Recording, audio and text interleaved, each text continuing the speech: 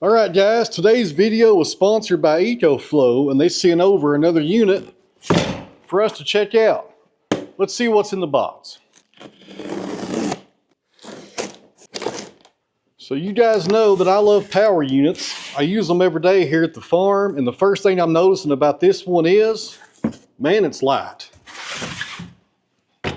So like I was saying, guys, this is made by EcoFlow. It's a portable power station. This is the Delta 3 Plus. Let's go over this side real fast. Underneath this cover, you got your charging ports right here. Close that up. Right here, you have a 9-volt that you turn on and off right there. And this is compatible with most cigarette lighters and stuff like that. I'll get that cover off. There we go. So that's where you plug that in. All right, guys, this is the front of it. You have your on and off button right there in the middle. Let's power it up. So this is straight from the factory, 29%. It's got your input and output readings as far as your watts go. You have some USBs right here, so lightning inputs, and also your 110s right here on the front. And I may have misspoke there. This is actually called a USB-C. I call it a lightning input, but it's pretty much the same thing. So you got USB-C right there and your USB. Then right here on the very top of it, guys, you have a USB button that turns on your USB inputs. And on this other side, that turns on your AC inputs right there. This unit has 4 exclusive technical innovations, including Xtreme, X-Boost, X-Quiet, and X-Guard. So the X-Quiet means that this unit is negative 30 decibels and it's ultra silent.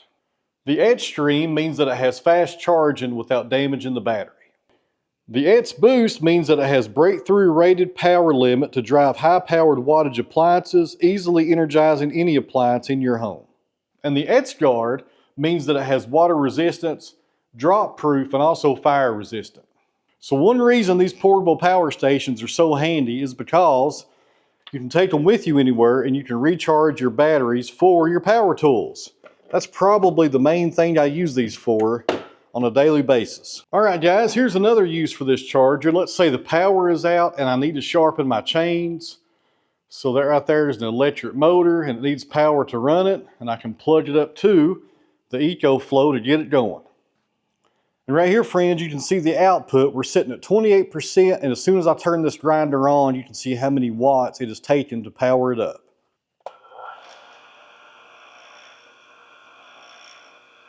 So once again, I want to thank EcoFlow for sponsoring today's video. I really appreciate it. And guys, if you're on the fence about getting one of these units, I would really like to push you in that direction to go ahead and buy one. And I won't make nothing off of it. There's no commissions or nothing like that. They did sponsor today's video, but I'm really just trying to motivate you guys to be better prepared for uncertain times with the weather or whatever comes at you.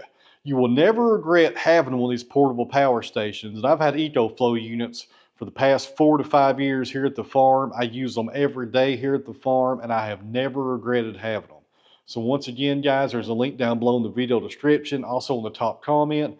Go check them out, maybe pick one up, and you will never regret it, guys. Trust me, you will always find a reason to have one of those, and you'll grab it more than you think. And people are driving by looking at me like I'm crazy.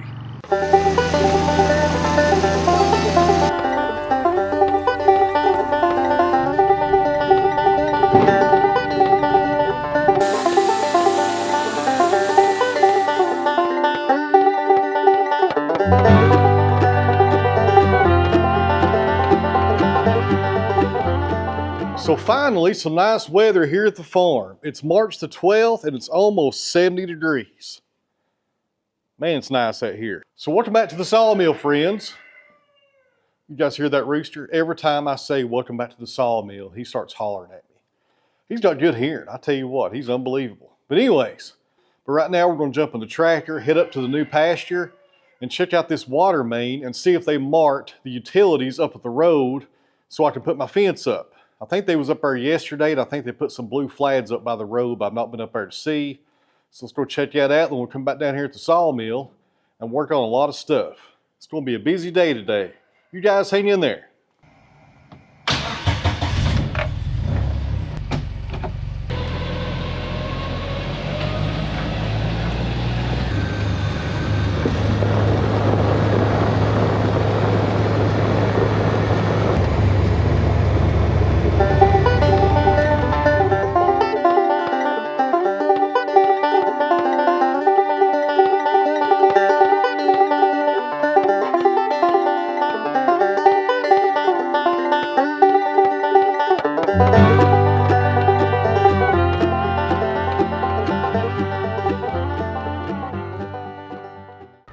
guys, we're down here by the main road, and there's a light pole right there at the corner, and that's where the property line is. This is probably the furthest point away from my house on the farm.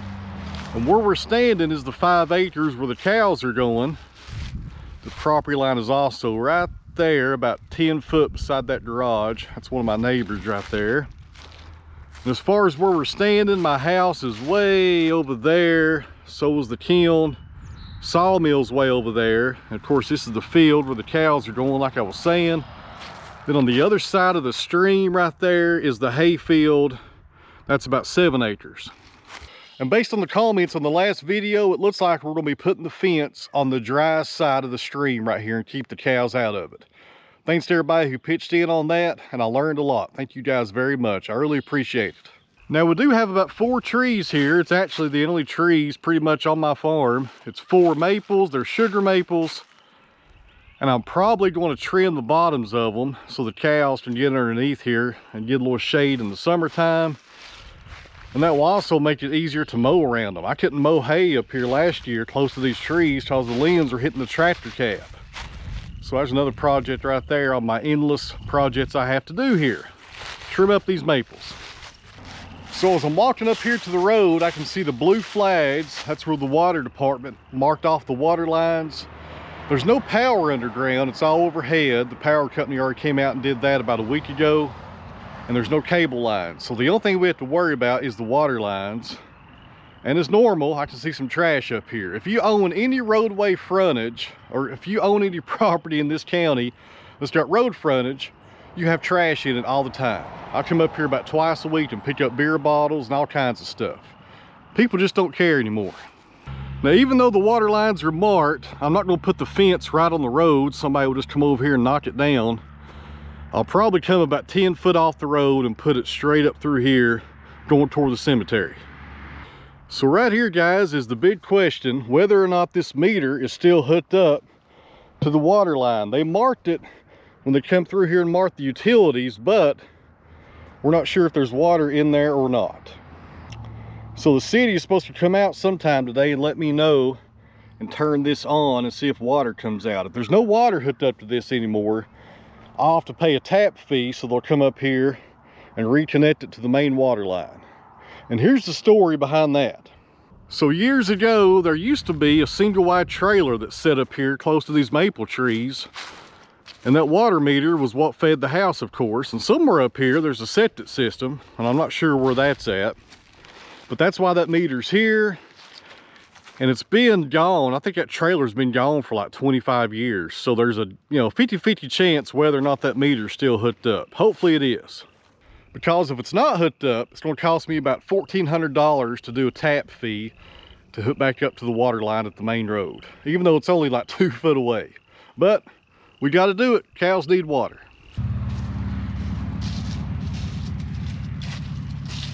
All right, guys. So 2 things here. Number 1, I'm going to take y'all up to the cemetery real fast because I have yet another fencing question. I'm not sure what to do up there. I have an idea, but I'm going to run it by you guys and see what you all think, because there's a lot of cattle farmers that are actually watching my channel, and that's good to know. So that's the first thing. The second thing is I just got a phone call, and it looks like I got some pine logs headed this way that will be here in about 20 minutes. So let's get going. And a third thing, the water department has not called me yet. I thought they called a few minutes ago, but it was somebody different. That's why I came down here to meet them.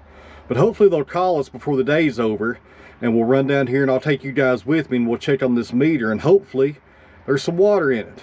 Or hopefully it's hooked up to the water. That sounds a lot better, my goodness. Anyways, let's head up to the cemetery.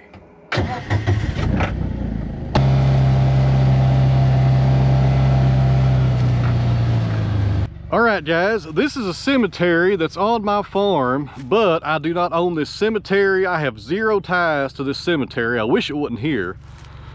But my field does go all the way around it on 3 sides. So here's my question. So this right here is a chain link fence. Of course, you guys can see that. How would you fence this off from the cows? I'm thinking maybe just put some electric wire around this part to keep them away from this fence and not pushing on it. Or should I just put a fence all the way around this as well and just have 2 fences right here? That seems like a lot of waste of material since there's a fence here already. I'm putting up woven wire in case you guys are wondering. And the reason we're doing woven wire for cattle is in case we want to put goats up here or something else one day, the fence will do, you know, it'll do for everything. So that's why we're doing the woven wire, the 4-inch squares. But how should I fence this off? We got chain link. Should I put hot wire in front of it or just put my woven wire in front of it here? I'm not sure what to do, guys, to be honest with you. I'm thinking maybe just put some T-posts and some hot wire to keep them off there, but that could be the wrong way to do it. And hopefully there's somebody out there with cows that owns some land at the cemetery and they've ran into this problem way before I did, and they'd let me know down in the comments. So what would you guys do? I appreciate your help.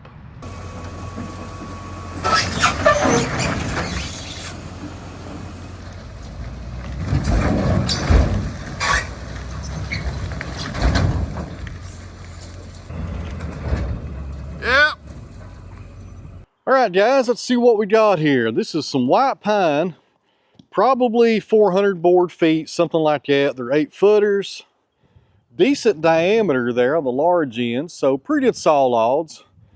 Good for 2x4s, 2x6s, barn siding, stuff like that.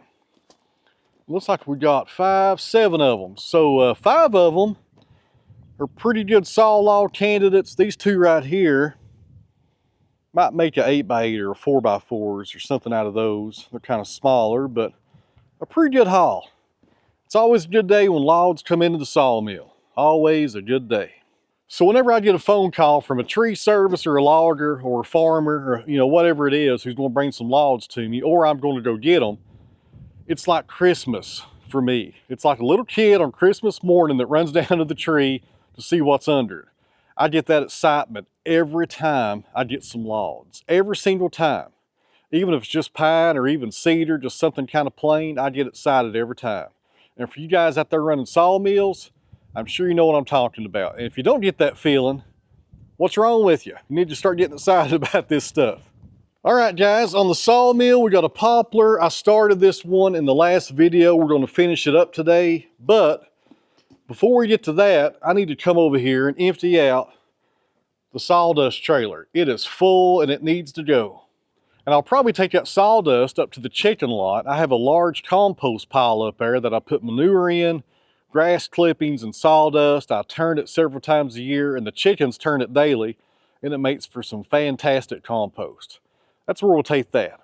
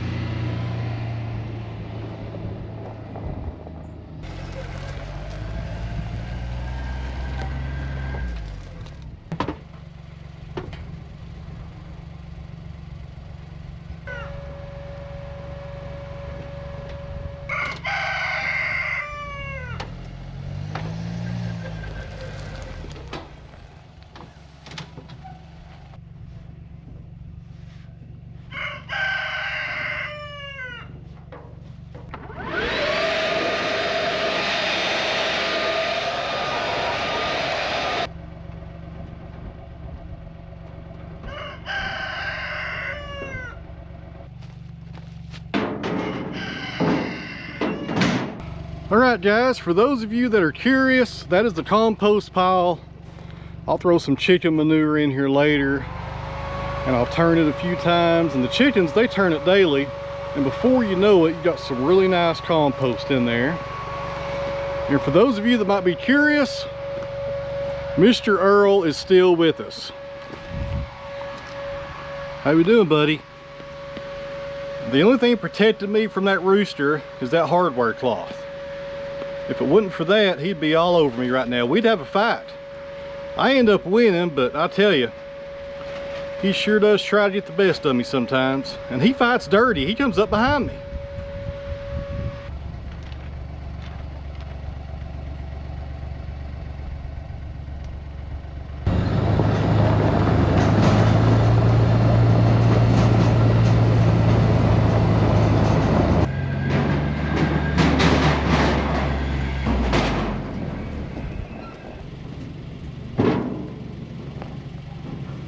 All right, guys, we got to put a new blade on the sawmill, but before I do that, let me give you sawyers out there 2 pro tips.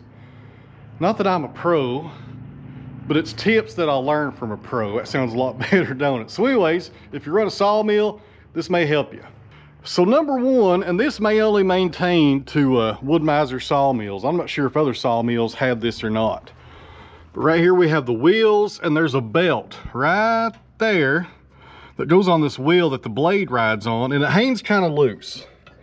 A lot of people that are new to Wood-Mizers, they will see this on their sawmill, and they'll call Wood-Mizer and say, my belts are loose. Well, that's by design. They're made to hang like that. So anyways, whenever you change your blades out, rotate your belts. Each one of these wheels have a belt on them.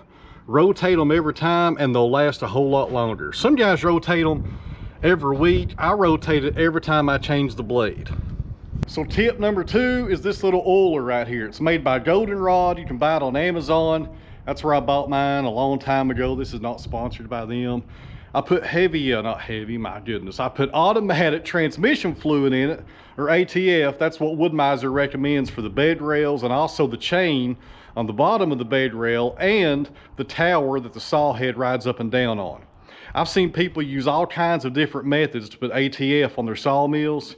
I think this right here is the best way, and it's also less messy. I've used like a brush and a squirt bottle, and this right here works the best in my opinion. If you want one, they're on Amazon. I'll leave a link down below and save you the trouble of trying to find it. And also, for those of you that are curious, that post right there, that's what I'm referring to. The saw head rides up and down on it, and you spray a little ATF on it also, but you don't mess like I did right then. And that makes everything last longer. Goldenrod, good stuff right there. Go buy you one if you got a sawmill and thank me later. Or if you want to buy me a cup of coffee, I'm drinking Juniper Mountain coffee now. And man, it's good. I tell you what, I got turned on to that about a month ago by that Dry Creek Wrangler guy. And that stuff is delicious. I actually ran out. I got some more coming today. If it gets here before this video's over, I'll show it to you guys. Not sponsored, just sharing the coffee that I drink because I love me some coffee. I drink it all day, every day. All right, friends, I didn't plan this, but about 10 seconds ago, the mail got delivered, and I'm pretty sure they put a package in the mailbox, and that should be my coffee. Let's go see. What are you guys doing in there? And there's no coffee in there. My neighbor's mailbox is right beside mine. I bet he got a package and I didn't. Huh, that's disappointing. I was hoping I had some more coffee. Left to do before we start sawing, and that is go get the air compressor, because the airbag right here, this little Goodyear tire that puts tension on the blade, it's down to about 50. It needs to be about 80 when it's deflated, and it does leak out over time. Several times a year you have to add air to this, so that's just part of it. But let's go grab the air compressor and take care of that real fast. All right, friends, there's the coffee. Looks like they brought it up here to the house. Juniper Mountain coffee. Good stuff right there.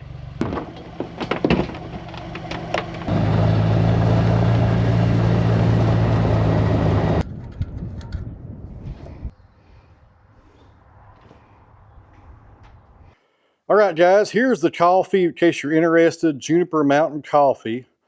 I think this comes from down south somewhere. I can't remember. But anyways, I heard about this on the Dry Creek Wrangler podcast.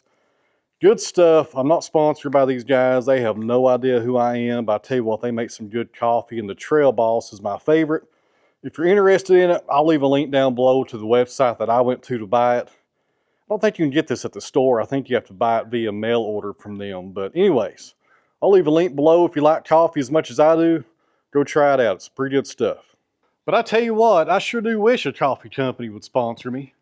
That would save me a lot of money. I drink a lot of coffee around here every day. All right, guys, on the sawmill, we got a poplar. I'll probably come down on this face right here about 9 inches and cut a cant out of that. Then one below the pith, one above the pith, then below the pith, we'll have 3 different cants to cut our 1x9s off of.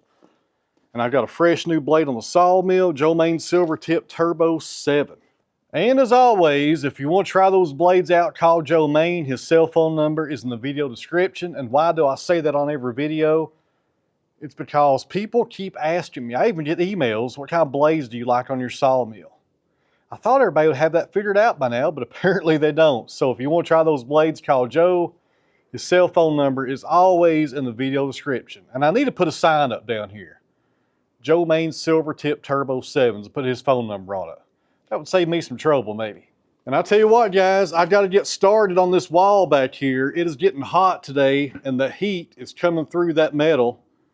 I need to get that shiplap made and start boxing this in sooner than later. Summer will be here before you know it. And I just realized I'm out of pallets, but we'll go ahead and saw this one up, then we'll head up to the shop and build one and bring it back down here. I'm always out of pallets. I need to take today and build like 50 pallets and just have them stacked back here against the wall. That's what I need to do.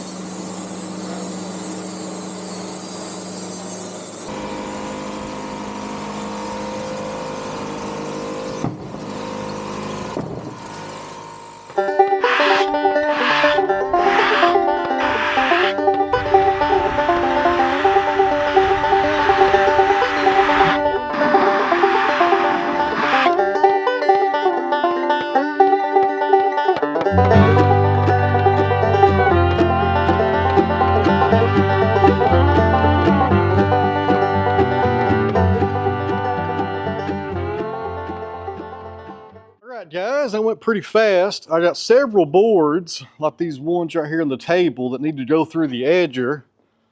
I've also got a few over there waiting to go through. And then what's left on the sawmill will be sawed into 1x9s, and the same thing for that cant over there on the loading arms.